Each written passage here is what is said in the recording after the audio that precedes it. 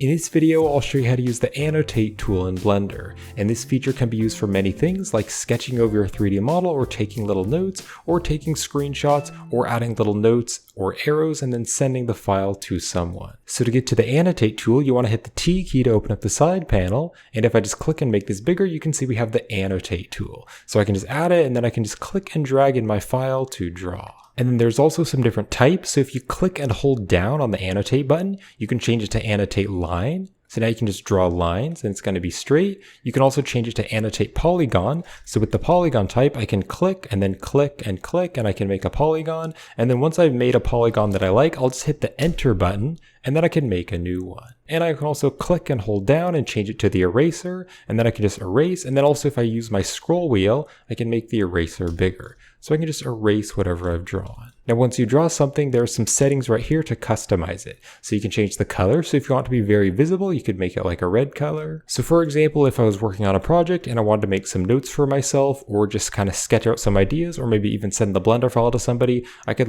draw an arrow pointing at the cube and write something. And then I could click up here on the note settings and I could change the thickness and make it thicker so it's even more visible. I can also change the opacity, but then you can also add different colored notes. So I can click on the plus here to add a new note, and this one I could maybe make like a blue color, and then I could just draw like a blue arrow instead. And then if you click back here on this layer system, you can also hide the different colors. So I can hide the red color or hide the blue color. Now if I move my view right down here, you can actually see that smiley face behind the cube. But if I click on here on the note settings, I can click on these buttons here, which are going to make it behind the object. So now you can see it's behind the object, and that's because it's using the 3D space. Or if I want to always be able to see the notes, then I can just click on these buttons, and so now I can actually see the note wherever the object is. So the object isn't going to get in the way of my view. Now if I click back here on the note settings, I can also make entirely new data blocks. So I can click on this button to duplicate it to make a new one, and now I have a completely separate one. So I could call this one 2, and then I can draw something. So then if I click back here, we have 2, and then we also have the first one, which I can rename to 1, so I can have different sets of these different nodes. Now there's also a few different placement types. So the default placement type is the 3D cursor. So what I'm going to do is just place the 3D cursor way over here, so it's farther into the scene, and I'll go back to the Annotate tool. Well, now when I draw, you can see it's right over here where the 3D cursor is. But I can instead change it to view, and if I change it to view, then no matter where I move, it's always going to be on my view. Or I can also change it to surface, and if I change it to surface, now if I just paint along here, paint back and forth, and then navigate here to the side, you can see it's stuck to the surface of our cube. There's also a stabilized stroke, so now when I move this, you can see it's a very smooth line. So this would be useful for making very smooth arrows.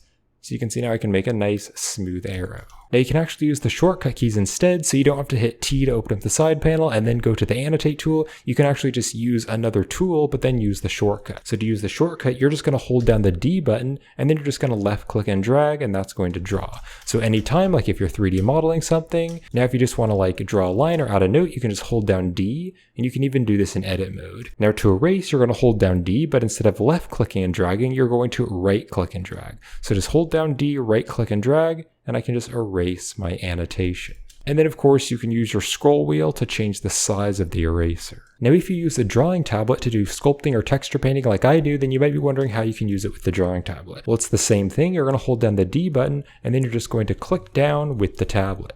But to erase, what you're going to do is hold down the D button, and then you're going to click with the back pen button. So most pens will have a front pen button and a back pen button. So hold down D and then click with the back pen button, and I'm just hovering my mouse over the tablet, so I'm not actually pressing down. I'm just hovering my mouse over the tablet. So you can actually get quite good at this, just holding down D to paint and then D back clicking, and you can erase. Now maybe you've drawn something, but you just want to quickly disable it from your view, but you still want it to be there. What you can actually do is click here on the overlays, and then you can uncheck the annotations. And so that's just going to disable it from the viewport overlays, but you can always just turn it on again by clicking on that button.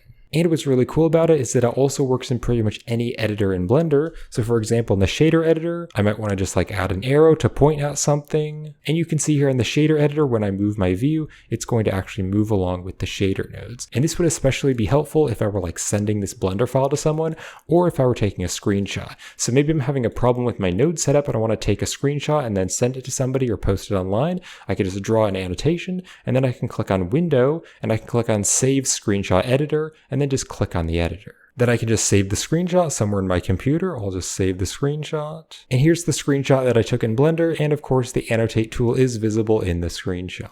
And this can also be a really useful feature for tutorial creators like me who want to teach. So for example, in my recent tutorial where I show you how to sculpt a base male head, I use it to kind of sketch over the reference model to kind of show the anatomy and the proportions. So very useful for tutorial creators. And if you'd like to watch more of my Blender quick tips, you can check out my quick tips playlist right up there on the end screen. So I hope this helped, and thanks for watching.